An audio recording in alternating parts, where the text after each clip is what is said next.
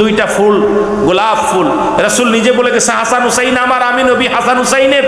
হাসান হুসাইনকে যারা ভালোবাসবে আমি নবীর ভালোবাসা হবে। সুবহানাল্লাহ বলেন, আরো জোরে বলেন না।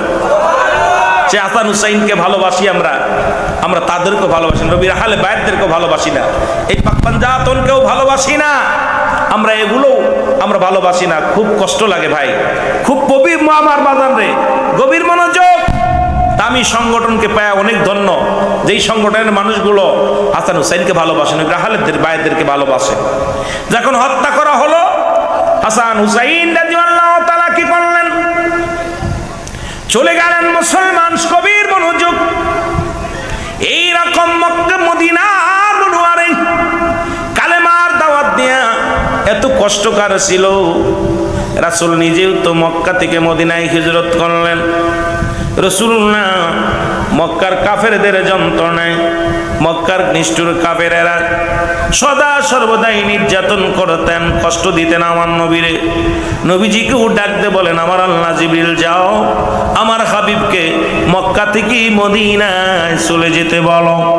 আর এই মক্কার মানুষেরা পূর্বকাল থেকে, ও মুসলমান, শুরু থেকেই ইসলামের পর আঘাত তারা আনা শুরু করেছে। উতবা, সাইবা, আবু জেহেল, আবু সুফিয়ান, এই আবু লাহাবের বংশধর যারা কোশ্চিন কালেও ইসলামটাকে মানতে পারে নাই, নবীকে মানতে পারে নাই, আমার নবীর আহলে বায়তদের উপরে জুলুম চালিয়েছে, কষ্ট দিছে, এখনো তারা দেয় রে মুসলমান। আমার ভাইরা, আমার বন্ধুরা,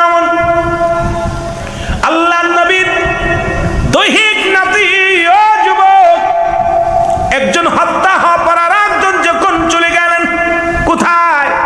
কুফা নগরে চলে গেলেন। অনেক লম্বা ইতিহাস, যদি আবার কোনোদিন সময় হয় বিস্তারিত আলোচনা করব, ছোট্ট একটু আলোচনাটুক শুধু করে যায় রে মুসলমান।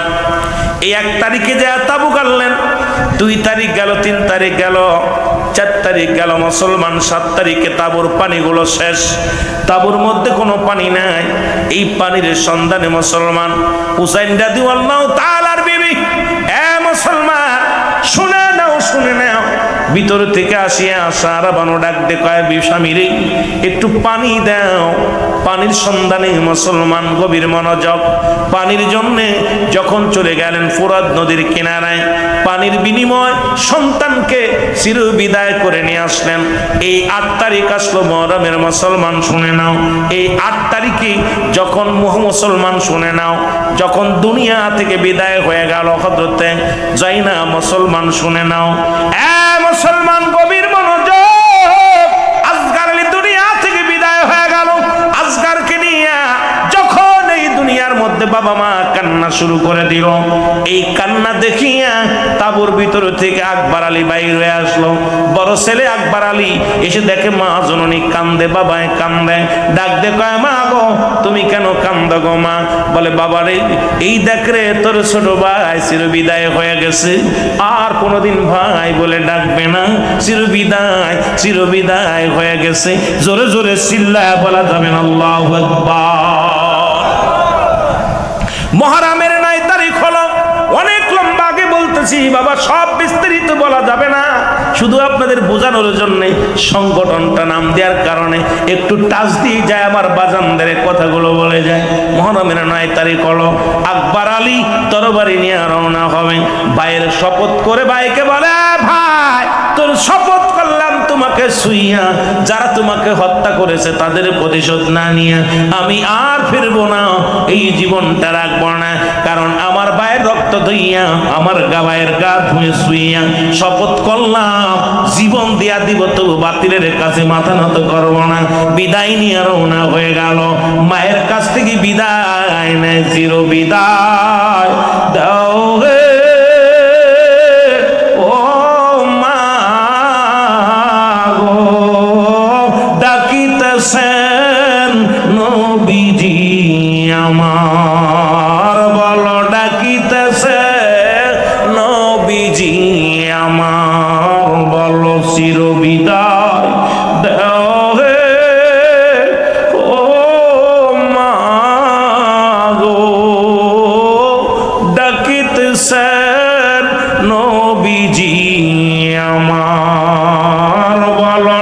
ডাকিতেছে ছোট ভাইয়ে আদর করে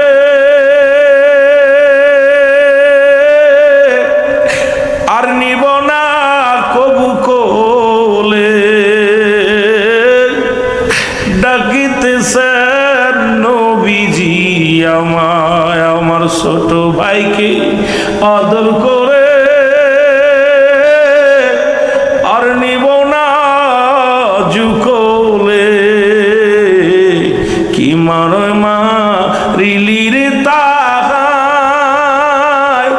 ও মা গো ডাকিতেছেন নবীজি আমার বলা ডাকিতেছেন নবীজি আমার বলো চির বিদায় দাও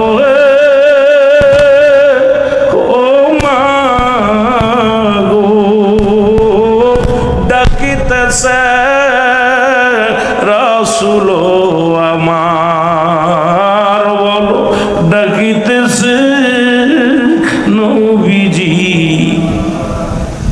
কি অপরাধ ছিল মোদের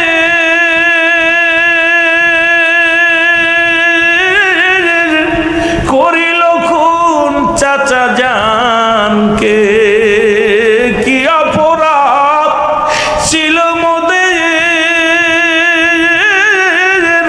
করিল খুন আপন ভাইরে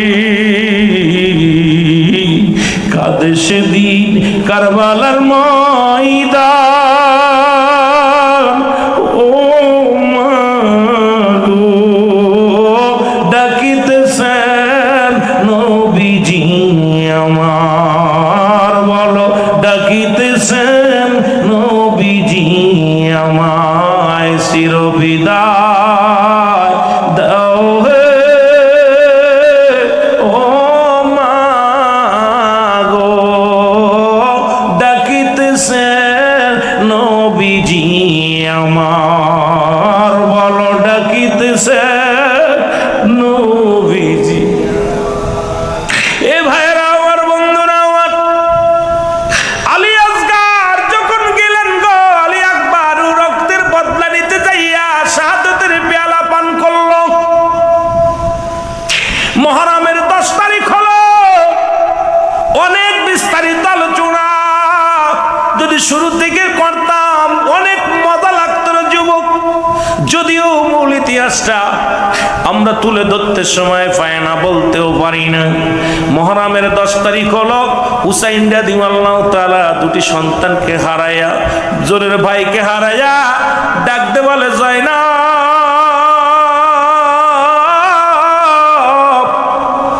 জয়নাব রে আর বসে থেকে কি লাভ আর বসে থেকে কি লাভ এসেছিলাম কালেমার দাওয়াত দেওয়ার জন্য এসেছিলাম রাসূলুল্লাহ সত্যবাণী প্রচারের জন্য আরে কলিজার টুকরা সন্তানদের হারাইলাম এরে আমি যাব যুদ্ধের ময়দানে আর দেরি করব না জয়নাবকে ডাকতে বলে জয়নাব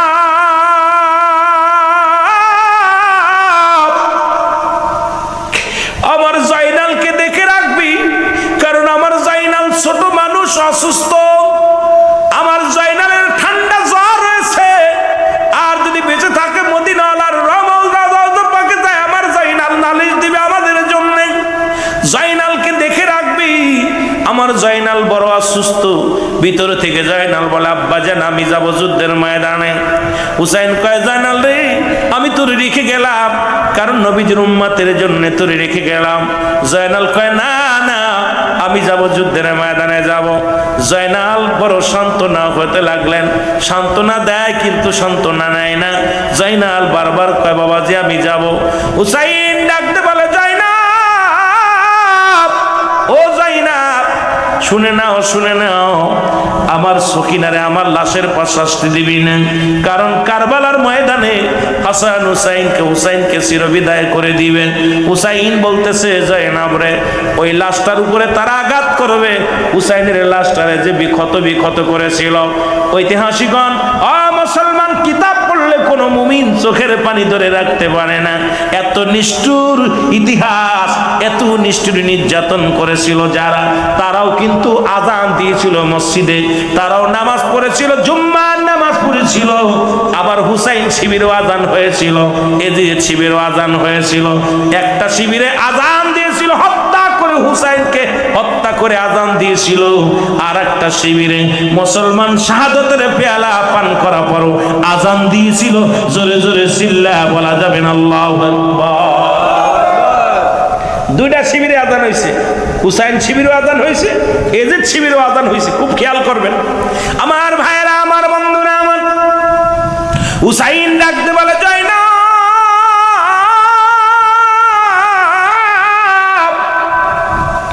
আমার সকিনারে আমার লাশের পাশে আসতে দিবি না, কারণ আমার দেহটা ক্ষত বিক্ষত করে ফেলবে, আমার দেহ দেখে সহ্য করতে পারে না আমার জয়নাব। এর জয়নাব রে, আমার সকিনারে দেখে রাখবি।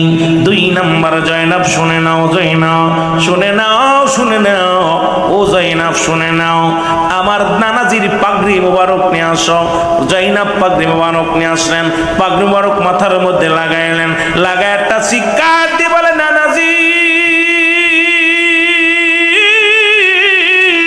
এই সত্য ইসলামের জন্য আমি পাগড়ি লাগাইলাম মাথার মধ্যে, আমার দেহের মধ্যে যতক্ষণ পর্যন্ত প্রাণ থাকবে আমি যেন বাতিলের কাছে মাথা নত না করি, জীবন দেয়া যেন প্রমাণ করতে পারি আমি নবীর আশিক ছিলাম, আল্লাহর গোলাম ছিলাম। জোরে জোরে চিল্লায় বলা যাবে না মারহাবা, আর জোরে জোরে চিল্লায় বলা যাবে না মারহাবা। এ মুসলমান, জয়নাব কি করলেন? পাগড়ি মোবারক নিয়ে আসলেন, পাগড়ি মোবারক রাসূল পাক সাল্লাল্লাহু আলাইহি ওয়াসাল্লামের পাগড়ি মোবারক হুসাইন রাদিয়াল্লাহু তাআলা মাথার মধ্যে লাগাইলেন। ডাকতে বলে, জয়নাব, ও জয়নাব শোনো, তাড়াতাড়ি শুনে না, আমার আব্বা জানের জুলফিকার মুবারক নিয়ে আসো। শেরে খোদা হযরত আলীর জুলফিকার মুবারক আনা হলো। জুলফিকার খানা হাতের মধ্যে নিয়ে হুসাইন রাদিয়াল্লাহু তাআলা একটা চিৎকার মেরে বলে, বাবাজি, ও আমার আব্বাজি, ইসলামের জন্য জীবন দিয়া দিব, এই জীবনের কোনো মূল্য নাই, কারণ রহমতের নবীর মহব্বত, ইসলামের জন্য, আল্লাহর দ্বীনের জন্য শাহাদাতের পেয়ালা পান করব। মুসলমান, আমার হাতে যতক্ষণ পর্যন্ত আমার হাতে জুলফিকার থাকবে আমি যেন বাতিলের কাছে মাথা নত না করি। হযরত জয়নাব কি করলেন? তরবারি টেনে দিলেন। এবার ডাকতে বলে, জয়নাব রে, আমির হামজার বল্লভটা নিয়ে আসো। আমির হামজার বল্লভখানা নিয়ে আসলেন। বাম হাতে আমির হামজার বল্লভ, ডান হাতে শেরে খোদা হযরত আলীর তরবারি, মাথার মধ্যে রাহমাতুল লিল আলামিনের পাগড়ি মুবারক নিয়ে দাঁড়ায় রইলেন। ডাকতে বলে, জয়নাব, ও জয়নাব, শুনে নাও, শুনে নাও, পৃথিবীর মধ্যে আমাদের জন্য কারোর নালিশ দিয়ে কারোর কাছে বিচার চাইবা না। যদি এখান থেকে ফিরে যাইতে পারো মক্কা মদিনা। এ আমার ভাইয়েরা, এক হাতের মধ্যে তরবারি আর এক হাতের মধ্যে বল্লভ, মাথার মধ্যে রাসূলুল্লাহর পাগড়ি মুবারক নিয়ে যুদ্ধের ময়দানে চলে গেল। অনেকগুলো সৈন্যকে কতল করে হযরত হুসাইন রাদিয়াল্লাহু তাআলা এই জমিনের মধ্যে পড়ে গেলেন। সবচেয়ে মজার বিষয় শুনে নেন, আজকে দাড়িওয়ালা টুপিওয়ালারা কি করেছিল। ওদিন দামেস্কের মসজিদের ইমাম যিনি ছিলেন, এজিদ ছিলেন দামেস্কের মসজিদের ইমাম। এত বড় একজন ইমাম হইয়া যার পাশে 1.25 লক্ষ মানুষ নামাজ আদায় করত, কেমনে করে নবীর আহলে বায়াতদেরকে তারা হত্যা করলো? কেমনে একটু প্রাণ কাঁপে না, একটু মায়া লাগে না? কোন লেখক বলেছে যে শেমর, এই শেমর ছিল দামেস্কের মসজিদের মুয়াজ্জিন। উনি আজান দিতেন, মাঝে মাঝে মসজিদে আজান দিতেন। যখন হুসাইন রাদিয়াল্লাহু তাআলা গায়ের মধ্যে 72টি তীর যখন লাগায় দিছে, জমিনের মধ্যে পড়ে গেছে। হুসাইন পড়ে যাওয়ার পর চিৎকার মেরে বলে, শেমর রে, আমাকে মারিস না, আমাকে যদি মারিস আমার নানা কষ্ট পাবে, আমি দিন ইসলামের দাওয়াত দিতে আসছি, আমাকে তুই মারবি না। কিন্তু শেমরের দিলে কোনো মায়া হলো না। ডাকতে হুসাইন ডাকতে বলে, শেমর, আমি তোমাকে চিনতে পেরেছি। পেরেছি আমার নানাজি বলেছিল মক্কা মদিনা ওই কালা কুকুর ডোরা কাটা কুকুর আমার পায়ের মধ্যে কামড় মেরেছে, আমার আর বুঝতে বাকি নাই তুমি সেই নিষ্ঠুর কুকুর, কারণ তুমি অর্থের লোভে পড়ে গেছো। ওই যে আগেই বলেছি বাল্যা কেলাও, এই দুনিয়াটা পচা দুর্গন্ধ মরি, তুমি অর্থের লোভে পড়েছো, তুমি আমাকে মেরে ফেলবা, তবে আমাকে আর কষ্ট দিস না। ওজা মুসলমান কবির মনোযোগ, হুসাইন রাদিয়াল্লাহু তাআলার কলিজার মধ্যে পল্লব দিয়ে খুঁচাইতে লাগছে রে। আর হুসাইন ডাকতে বলে নানাজি ইয়া মুহাম্মাদান, ইয়া মুহাম্মাদান, ইয়া মুহাম্মাদান বলে চিৎকার মেরেছিল সেদিন। আমার নবীজিকে ডাকতে হুসাইন বলে নানাজি, ও আমার নানাজি, আর পারছি না রে নানাজি। হুসাইন ডাকতে বলে শ্যামল রে, আমাকে একটু শান্তি দে, কারণ আমি জয়নালের কান্না শুনতে পাই, আমি আমার নানাজির ডাক শুনতে পাই। জোরে জোরে চিল্লায় বলা যাবে না আল্লাহু আকবার।